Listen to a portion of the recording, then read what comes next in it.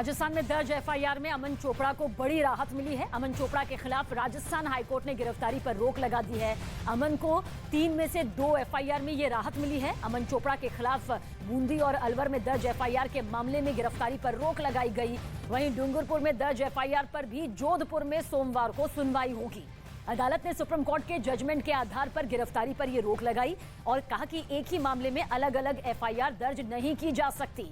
बावजूद इसके राजस्थान पुलिस आज अमन चोपड़ा की हाउसिंग सोसाइटी पहुंची और कई जगह तलाशी ली। खास बात यह है कि राजस्थान पुलिस लोकल पुलिस को बिना बताए अमन चोपड़ा के घर पहुंच गई और यही नहीं, राजस्थान पुलिस ने फ्लैट में ताला लगे होने पर उसे तोड़ने की भी कोशिश की। अमन चोपड़ा के समर्थन में ट्विटर पर कई हैशटैग ट्रेंड हो रहे हैं। इनमें हैशटैग आई स्टैंड विद अमन चोपड़ा और hashtag nation with Aman Chopra trend कर रहा है। आप लोगों ने नोटिस भी चस्पा किया, उसमें क्या कुछ कहा? नहीं, वो गिरफ्तारी वारंटी है, वो गिरफ्तारी वारंटी चस्पा किया है। वो लीगल जो प्रोसीडिंग है वो पूरी की जाएगी। इशू ये था कि whether these FIRs which are subsequent are they maintainable, because the law is that FIR once registered there cannot be a second FIR for the self same incident. तो ये दोनों FIR जो बाद में दर्ज हुई ये मेंटेनेबल नहीं है, ये कहते हुए लॉ ले डाउन जो सुप्रीम कोर्ट ने किया उसकी लाइट में नोटिस जारी करके अमन चोपड़ा साहब की जो अरेस्ट है 2 FIRs में वो स्टे की है और मैटर को 2 हफ्ते बाद रखा है। तो अमन चोपड़ा को राजस्थान हाईकोर्ट से एक बड़ी राहत मिली। बावजूद इसके अमन चोपड़ा के घर राजस्थान पुलिस पहुंची। लोकल पुलिस को इस बारे में कोई जानकारी नहीं दी गई, इसलिए सवाल यहां पर खड़े हो रहे हैं कि राजस्थान पुलिस ने राजस्थान हाईकोर्ट के आदेश का पालन यहां पर क्यों नहीं किया, जब 3 में से 2 मामलों को लेकर अमन चोपड़ा की गिरफ्तारी पर राजस्थान हाईकोर्ट ने सीधे सीधे रोक लगा दी। तो राजस्थान हाईकोर्ट ने जानकारी आप तक पहुंचा दे कि राजस्थान सरकार से जवाब भी मांगा है। हाईकोर्ट ने 2 हफ्ते के अंदर जवाब किया है। राजस्थान बीजेपी के अध्यक्ष सतीश पूनिया ने गहलोत सरकार पर आरोप लगाया कि सरकार पत्रकारों को परेशान करने का काम कर रही है। उन्होंने कहा कि अमन चोपड़ा अपना दायित्व निभा रहे थे, लेकिन गहलोत सरकार एक तरफ तुष्टीकरण करती है, दूसरी तरफ मामले की सच्चाई सामने रखने वालों को गिरफ्तार करने के लिए पुलिस भेजती है। प्रदेश में जिस तरीके से मुख्यमंत्री लोकतंत्र की बात करते हैं, अभिव्यक्ति की आज़ादी की बात करते हैं, लेकिन प्रदेश के आस्था के धार्मिक स्थान सुरक्षित नहीं हैं। बहुसंख्यक लोगों पर सुनियोजित हमले होते हैं प्रायोजित तरीके से, और उसमें जो व्यक्ति आवाज़ उठाता है, जो आवाज़ बनता है उन लोगों की, उनके खिलाफ इस तरीके से प्रतिशोध की राजनीति, विद्वेष की राजनीति की शुरुआत अशोक गहलोत जी ने, उनकी सरकार ने की है। अमन चोपड़ा क्योंकि वो उन्हीं लोगों की आवाज़ बने थे, उसी आवाज़ को मुखर कर रहे थे। एक के बाद एक लंबी फहरिस्त है। कांग्रेस पार्टी के लोगों ने मुकदमे दर्ज किए और उन मुकदमों की परिणति पुलिस की प्रताड़ना से होती है, और जिस तरीके से उन पर एक जो अनैतिक किस्म का दबाव बना, तो मुझे लगता है कि लोकतंत्र की, अभिव्यक्ति की आज़ादी की बात करने वाले मुख्यमंत्री के इस कार्यकाल में, उनके शासन और सत्ता में जब इस तरीके का कोई काम होगा तो निश्चित रूप से उनकी निष्ठा पर और लोकतंत्र की उनकी भक्ति पर सवाल उठेगा ही। मैं इसकी निंदा भी करता हूं। और हमारे सहयोगी भवानी सिंह इस वक्त हमारे साथ मौजूद है। भवानी, सीधा सवाल यही है कि जब राजस्थान हाईकोर्ट की तरफ से अमन चोपड़ा को राहत यहां पर मिली, गिरफ्तारी पर रोक लगाई गई, स्टे लगाया गया, बावजूद इसके राजस्थान पुलिस हाउसिंग सोसाइटी पहुंची, उनके तलाशी ली, जो ताला था उसे तोड़ने की जबरन कोशिश भी की गई। क्या कुछ ये पूरा बवाल यहां पर नजर आ रहा है? देखिए, 3 FIR जो दर्ज हुई थी, आज जो हाईकोर्ट में सुनवाई हुई है उसके अंदर कहा क्या गया। खास बात यह है कि जब सबसे पहले डूंगरपुर में FIR हुई, फिर उसके बाद में बूंदी और अलवर के अंदर FIR हुई, तो जब कोर्ट के अंदर जो तर्क रखा गया वो इस बात को रखा गया कि कोई भी मामला होता है उसके अंदर अगर एक FIR दर्ज होती है उसके बाद में मल्टीपल FIR नहीं होती, और वो होती तो उसका जुरिडिक्शन ये नहीं होता है कि अलग अलग जगह पे हो। क्योंकि 2 केस की सुनवाई राजस्थान हाईकोर्ट में जयपुर में सुनवाई हो रही है, एक की राजस्थान हाईकोर्ट की जोधपुर मुख्य पीठ में सुनवाई होनी है, जो सोमवार को होनी है। तो इस तरीके से अलग अलग ये तर्क रखा गया कि ये परेशान किया जा रहा है, ये इस तरीके से नहीं होता और कानून भी इसकी इजाज़त नहीं देता। उसको कोर्ट ने एक्सेप्ट किया कि ये बिल्कुल गलत है, और इसमें न केवल स्टे लगाया गया अरेस्ट पर कि कोई गिरफ्तारी नहीं हो सकती है इन 2 मामलों में जो राजस्थान हाईकोर्ट जयपुर बेंच में सुनवाई हो रही है, और इसके अलावा 2 सप्ताह में सरकार से जवाब मांगा कि क्यों ज़रूरत पड़ी कि एक एफआईआर हुई उसके बाद में आगे मल्टीपल एफआईआर की गई है। जी तो भवानी हमारे सहयोगी यहाँ पर बता रहे हैं कि किस तरह से आज पूरी कानूनी प्रक्रिया के तहत ये तस्वीर देखने को मिली और राजस्थान पुलिस यहाँ पर पहुंची, इसलिए सवालों के घेरे पर यहाँ राजस्थान पुलिस का ये कदम नजर आ रहा है। बीजेपी के राष्ट्रीय प्रवक्ता शहजाद पूनावाला ने कहा कि राजस्थान सरकार लोकतंत्र के स्तंभों पर हमला कर रही है। उन्होंने कहा कि कांग्रेस ने पहले आपातकाल लगाया, आज राजस्थान में जो किया वो गलत किया है। राजस्थान में इन्हें आने वाले चुनावों में भुगतना पड़ेगा। शहजाद पूनावाला ने यह भी कहा कि अमन चोपड़ा निर्भीक पत्रकार हैं, यह कार्यवाही बिल्कुल गलत है। न्यूज़ 18 इंडिया के एंकर अमन चोपड़ा की गिरफ्तारी पर हाईकोर्ट की रोक के बावजूद राजस्थान पुलिस उनके घर गिरफ्तारी के लिए पहुंची थी। इसी पर बातचीत करने के लिए हमारे साथ मौजूद हैं बीजेपी के प्रवक्ता शहजाद पूनावाला। शहजाद, क्या कहेंगे, लगातार राजस्थान पुलिस जो है जिस तरह रोक लगा दी हाई कोर्ट ने, बावजूद उसकी गिरफ्तारी के लिए पहुंची है?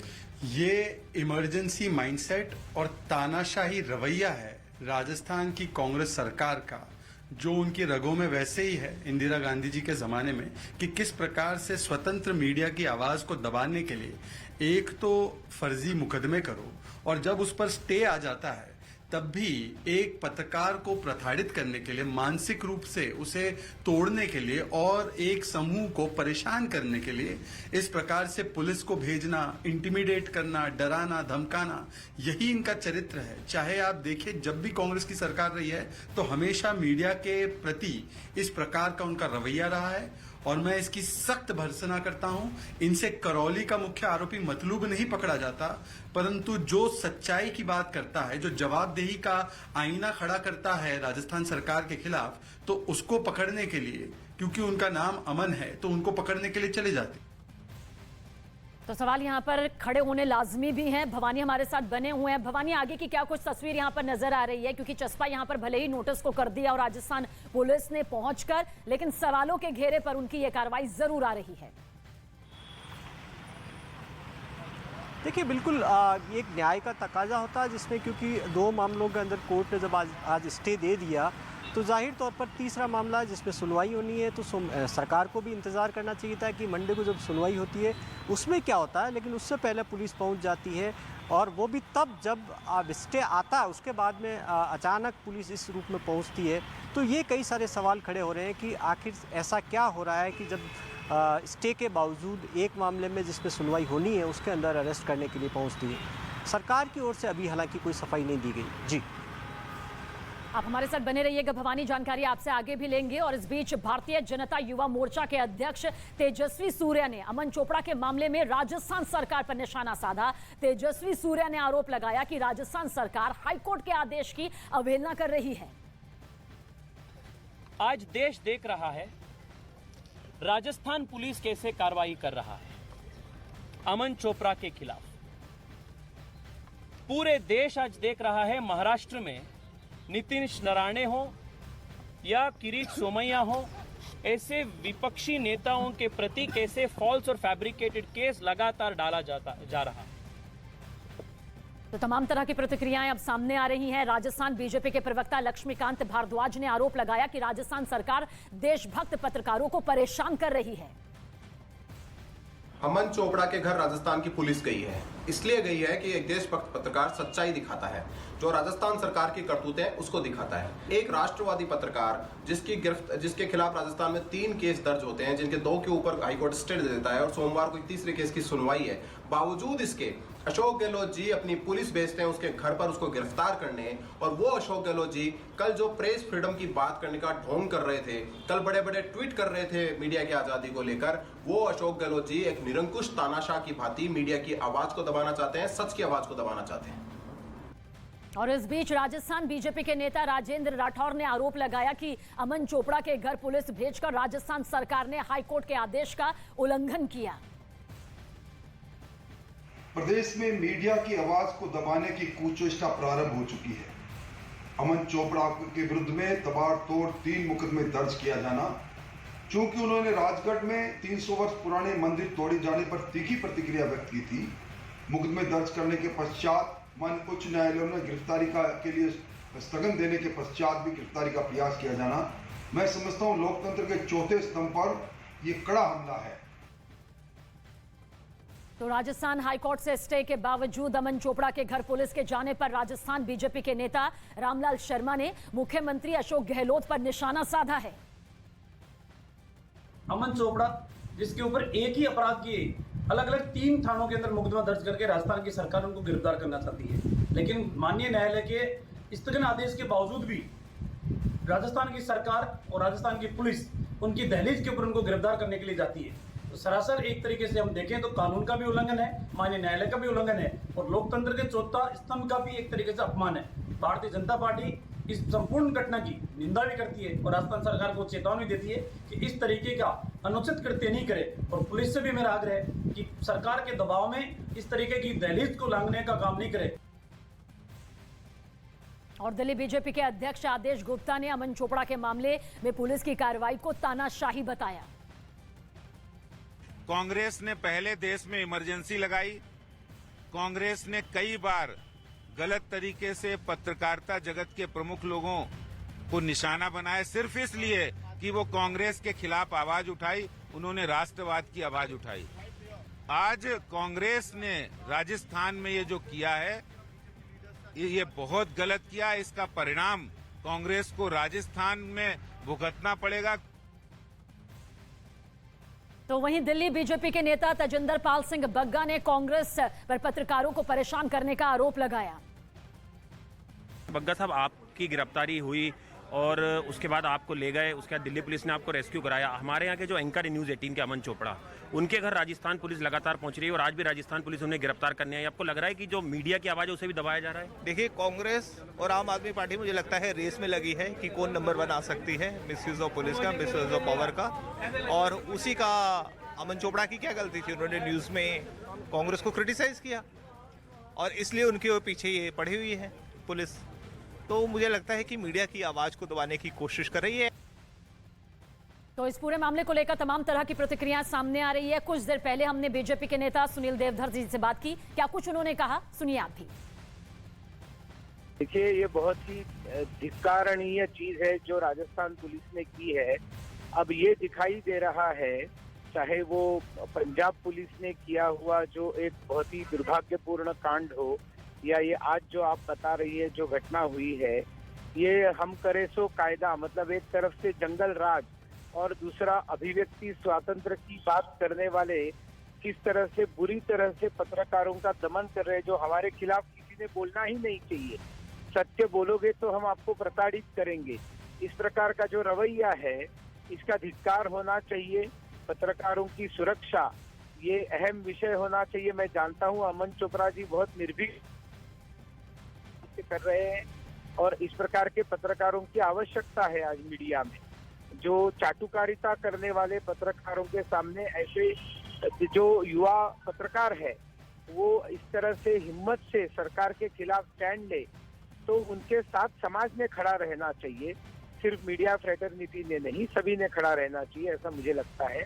और ये राजस्थान सरकार जो है ये सभी मोर्चों पर विफल होने के कारण आज वो उनका जो चित्र देखने को मिलता है ये उनका रवैया है।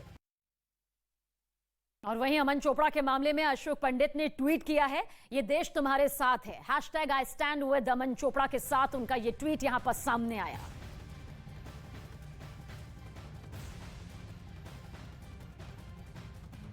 तो रक्षा विशेषज्ञ जीडी बख्शी ने भी #I stand with अमन चोपड़ा के साथ में ट्वीट किया। उन्होंने लिखा कि राजस्थान के शिव मंदिर पर बुलडोजर चढ़ाने की खबर कवर करने पर राजस्थान पुलिस अमन चोपड़ा को गिरफ्तार करने पहुंच गई। तो एक के बाद एक कई बयान और ट्वीट्स यहां पर सामने आए हैं, क्योंकि जिस तरह से अमन चोपड़ा को राजस्थान हाईकोर्ट की तरफ से उनकी गिरफ्तारी पर रोक लगाई गई, बावजूद उसके राजस्थान पुलिस उनकी हाउसिंग सोसाइटी में पहुंची, तलाशी ली और साथ ही साथ उनके दरवाजे पर जो ताला लगा हुआ था उसे तोड़ने की भी कोशिश की गई और लोकल पुलिस को इसकी खबर नहीं दी गई।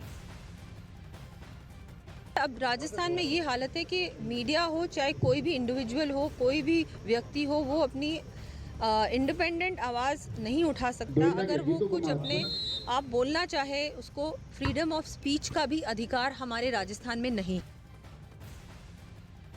तो बीजेपी नेता नुपुर शर्मा ने भी इस मामले पर ट्वीट किया। उन्होंने अपने ट्वीट में लिखा, राहुल जी, क्या यही आपके लोकतंत्र की परिभाषा है आपके लिए? क्या यही लोकतांत्रिक मूल्य को कायम रखने का उदाहरण है? कि कांग्रेस शासित राजस्थान पुलिस की पूरी बटालियन अमन चोपड़ा को परेशान करने के लिए उनके घर उन्हें गिरफ्तार करने पहुंच गई है। इमरजेंसी से आज तक कांग्रेस नहीं बदली। नुपुर शर्मा का यह ट्वीट यहां पर सामने आया। और बस कुछ देर पहले हमारी बातचीत बीजेपी नेता अमित मालवीय के साथ हुई थी। इस मुद्दे को लेकर क्या कुछ उन्होंने कहा, सुनिए आप भी। अमन चोपड़ा पर ये कार्रवाई राजस्थान की सरकार ने इसलिए करी क्योंकि उन्होंने राजस्थान में जो 300 साल पुराना शिव मंदिर तोड़ा गया उसका सच लोगों के सामने रखा। ऐसे में इस प्रकार की कार्रवाई प्रतिशोध की कार्रवाई है।